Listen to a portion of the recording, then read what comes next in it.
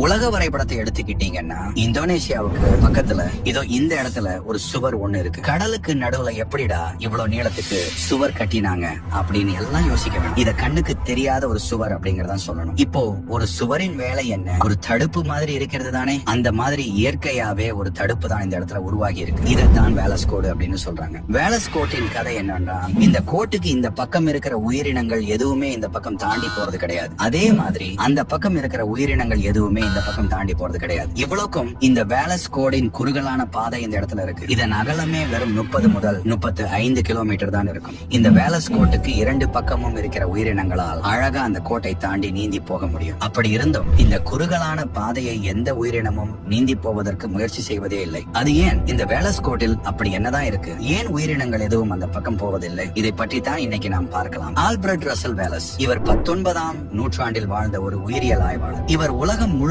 இருக்கும் நிறைய நாடுகளுக்கு பயணித்து அங்குள்ள உயிரினங்கள், செடிகள், மரங்கள், விலங்குகள் போன்ற விஷயங்களை எல்லாம் சேகரித்து அதை பற்றி ஆராய்ச்சி செய்வதற்காக தன்னுடைய வாழ்நாளின் பெரும் பகுதியை செலவு செய்திருக்கிறார். அவர் தன்னுடைய ஆராய்ச்சியில் ஒரு முக்கியமான விஷயம் சொல்கிறார். அதாவது இதற்கு முன் பூமியில நடந்த எல்லா சம்பவங்களுடைய விளைவாகவும் அதனுடைய கடைசி நிலையாகவும் தான் இன்றைக்கு பூமி இருக்கு அப்படின்னு ஒரு முக்கியமான கூற்றை சொல்கிறார். இது ஏன் முக்கியமான ஒரு கூற்று என்பது உங்களுக்கு போக போக புரியும். உலகம் முழுக்க இருக்கும் நிறைய நாடுகளில் அவர் ஆராய்ச்சி பண்ண மாதிரியே இந்தோனேஷியா தீவுகளுக்கும் வந்து ஆராய்ச்சி செய்கிறார். இந்தோனேஷியாவை பொறுத்தவரை அது 17,000த்திற்கும் அதிகமான தீவுகள் கொண்ட ஒரு நாடு. இந்தோனேஷியாவை குறுக்கேதான் இந்த இடத்துல ஒரு தடுப்பு மாதிரி உருவாகி இருக்கு. அந்த தடுப்பு என்ன செய்கிறது என்றால், தடுப்புக்கு மேற்கு பக்கம் இருக்கக்கூடிய இந்தோனேஷிய பகுதிகள் எல்லாவற்றிலுமே ஆசிய கண்டத்தில் பரவலாக காணப்படுற யானை, காண்டாமிருகம் போன்ற விலங்குகள் தான் இருக்கு. அதுவே கிழக்கு பக்கம் எடுத்துக்கிட்டோம்னா இங்கே ஆஸ்திரேலியாவில் பரவலாக காணப்படக்கூடிய கங்காரு மாதிரியான உயிரினங்கள் தான் அதிகமாக இருக்கு. இதை வைத்து அவர் என்ன சொல்றார் என்றால், ரெண்டுக்குமான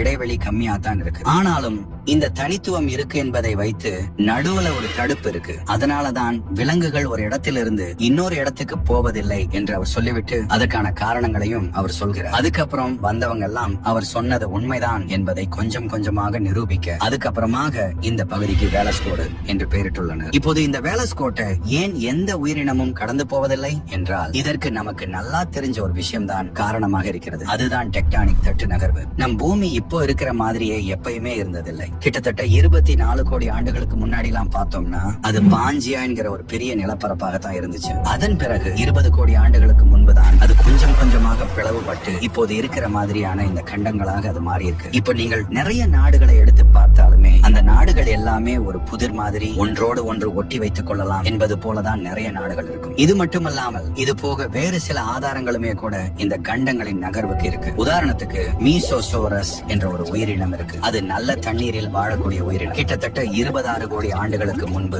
பூமியில் வாழ்ந்ததாக தெரிய வருகிறது. இந்த மீசோசோரஸின் தொல்பொருள் எச்சங்கள் 2 இடங்களில் கிடைக்கிறது. ஒன்று தென் அமெரிக்கா கண்டத்திலும் இன்னொன்று தென் ஆப்பிரிக்கா கண்டத்திலும் கிடைக்கிறது. மீசோசோரஸ் நல்ல தண்ணீரில் மட்டுமே வாழக்கூடிய ஒரு உயிரினம். அப்படி இருக்கும்போது பூமி இப்போ இருக்கிற மாதிரியே எப்பயும் இருந்திருந்தால் எப்படி இங்கிருந்து இங்கேயோ அல்லது இங்கிருந்து அங்கேயோ போயிருக்க முடியும்? ஏன்னா அப்படின்னா இங்குள்ள அட்லாண்டிக் பெருங்கடல் உப்பு தண்ணீரின் நடுவில் இருக்கும் போது எப்படி நல்ல தண்ணீரில் வாழக்கூடிய உயிரினத்தால் ஒரு இடத்திலிருந்து இன்னொரு இடத்துக்கு போயிருக்க முடியும்? போயிருக்கவே முடியாது அல்லவா? இந்த மாதிரி நிறைய ஆதாரங்களை வச்சுதான் கண்டங்கள் நகர்ந்திருக்கு, எல்லாமே ஒன்னா சேர்ந்து இருந்திருக்கு. அப்ப நிறைய உயிரினங்கள் ஒரு இடத்திலிருந்து இன்னொரு இடத்துக்கு சகஜமாக போய் வந்திருக்கு. அதுக்கப்புறமாக கண்டங்களுடைய நகர்வால் தான் இப்படி ஒரு பிரிவு ஏற்பட்டிருக்கு என்பதை ஆதாரத்தோடு சொல்கிறாங்க. இந்த டெக்டானிக் தட்டு நகர்வால் தான் இந்தோனேஷிய தீவுகள் உருவாகி இருக்கு. பாஞ்சியாவில் இருந்து இவை எல்லாமே பிரிந்து வருவதற்கு முன்னாடி எல்லாம் இங்குள்ள உயிரினங்கள் அங்கேயோ அங்கேயுள்ள உயிரினங்கள் இங்கேயோ வருவது என்பது நல்லாவே இருந்திருக்கு. ஆனால் அதுவே பிரிந்ததுக்கு அப்புறமாகத்தான் இந்த போக்குவரத்தே எல்லாமே தடைபட்டிருக்கு. ஆனால் அதிலும் ஒரு விஷயம் என்னவென்றால், இப்படி பிரிந்து வந்ததுக்கு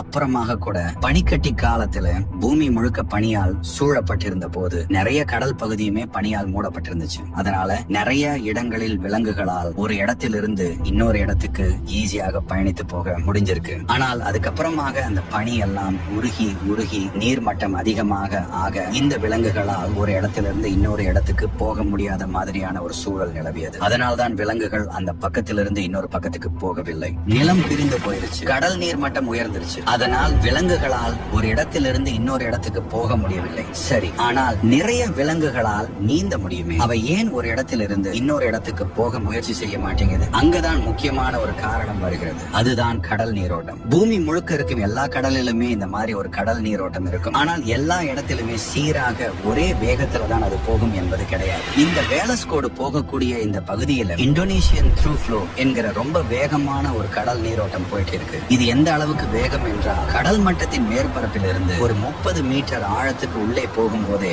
8 நாட்ஸ் வேகத்திலே, அதாவது மணிக்கு 14 முதல் 15 கிலோமீட்டர் வேகத்துல நீரோட்டம் போயிட்டு இருக்கு என்று கண்டுபிடிச்சிருக்கிறாங்க. இது போக இன்னொரு முக்கியமான விஷயம் என்னவென்றால் குறுகலான ஒரு பாதை என்று சொன்னோம் அல்லவா, இந்த இடத்தை பொறுத்தவரை பாலிக்கும் லாம்போக்கிற்கும் நடுவிலே லாம்போக் நீரிணை என்று ஒண்ணு இருக்கு. பொதுவாக இந்த நீரிணை என்றால் 2 பெரிய நீர்நிலைகள் கலக்கக்கூடிய இடத்தில் ஒரு குறுகலான பாதை இருந்தால் அதைத்தான் இப்படி நீரிணை என்று சொல்வார்கள். இங்க பசிபிக் பெருங்கடலும் இந்திய பெருங்கடலும் ஒன்றாக சேரக்கூடிய இடத்துலதான் இந்த லாம்போக் நீரிணை இருக்கு. பொதுவாகவே இந்த நீரிணையை பொறுத்தவரை குறுகலான ஒரு பாதையாக இருப்பதால் மற்ற இடங்களை ஒப்பிடும்போது இந்த இடத்துல அந்த நீரோட்டம் ரொம்பவே அதிகமான வேகத்தில் இருக்கும். அந்த வகையில இந்த வேலஸ்கோட்டிலும் இந்த லாம்போக் நீரிணை மட்டுமல்லாமல் இங்கு நீங்க பார்த்தா இங்கு ஒரு மக்காசர் நீரிணையும் இருக்கு. அதனால இந்த 2 இடத்திலுமே நீரோட்டம் ரொம்ப அதிகமாக இருப்பதனாலும் கூடவே இந்த வேலஸ்கோடு போகக்கூடிய நிறைய இடங்கள்ல கடலின் ஆழம் ரொம்பவே அதிகமாக இருக்கு. கீழே நிறைய குகைகள், நிறைய அகழிகள், ட்ரென்ச்சஸ், இந்த மாதிரி நிறைய விஷயங்கள் இருக்கு. இப்படி கண்டங்களின் நகர்வு மட்டுமல்லாமல் ஆழமான கடல் பகுதி, அதில் இருக்கக்கூடிய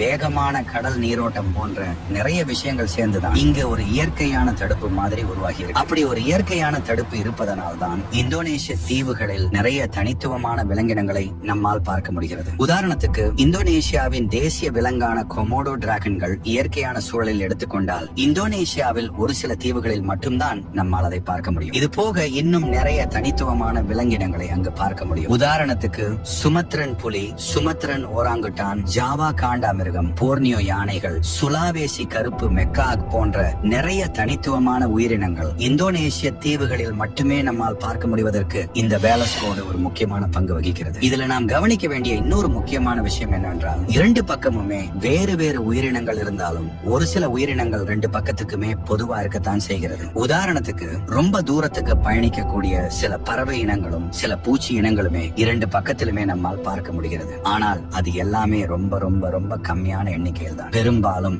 எந்த மற்ற உயிரினங்களாலும் ஒரு பக்கத்தில் இருந்து இன்னொரு பக்கத்துக்கு போக முடியவில்லை. ஆனால் இயற்கையான சூழலில் இப்படி ஒரு விஷயம் இருக்கும் போது சமீப காலங்களில் செயற்கையாக மனித தலையிட்டால் இதில் கொஞ்சம் மாற்றங்கள் ஏற்பட்டிருக்கு. லாங் டெயில்ட் மெக்காக் என்கிற ஒரு குரங்கின் இனம் இயற்கையான சூழலை பொறுத்தவரை இந்த வேலஸ்கோட்டின் மேற்கு பக்கம் மட்டும்தான் வாழ்ந்து கொண்டிருந்தது. ஆனால் சமீப காலங்களில் மனிதர்கள் ஒரு தீவிலிருந்து இன்னொரு தீவுக்கு போக ஆரம்பித்ததுக்கு அப்புறமாக இந்த குரங்கை இந்த பக்கம் இருக்கக்கூடிய தீவு கூட்டங்களுக்கு கொண்டு விட்டதனால இப்ப அந்த 2 பக்கத்தில் இருக்கக்கூடிய தீவு பகுதிகளிலுமே நம்மால் இந்த லாங் டெயில்ட் மெக்காக்கையும் இன்னும் சில உயிரினங்களையும் பார்க்க முடிகிறது.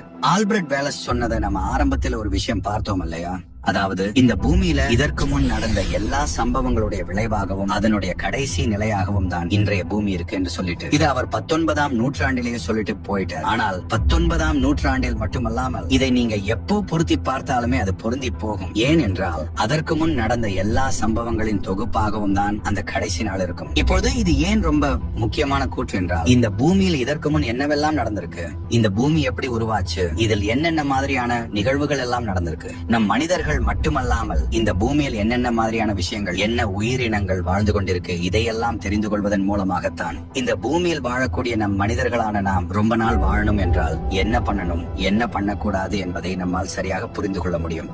வீடியோ பிடிச்சிருந்தால் ஒரு கமெண்ட் பண்ணுங்க, மறக்காம.